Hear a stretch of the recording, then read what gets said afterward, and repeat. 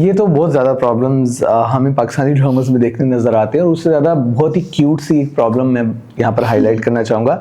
एक तो दनादीन ने सबसे पहले कहा कि वो मैंने उन्हें मारा है तो खून हो गया है, हर जगह खून ही खून था। मुझे तो कहीं खून नजर नहीं मुझे भी नहीं नजर आया वैसे। और एक तो उन्होंने इतने प्यार से ऐसे मारा था शारिक को ऐसे। She was just a girl. She was just a girl, a cute girl, जो वो ऐसे क्यूट तरीके से मारती कि जो तंग कर रहे हो।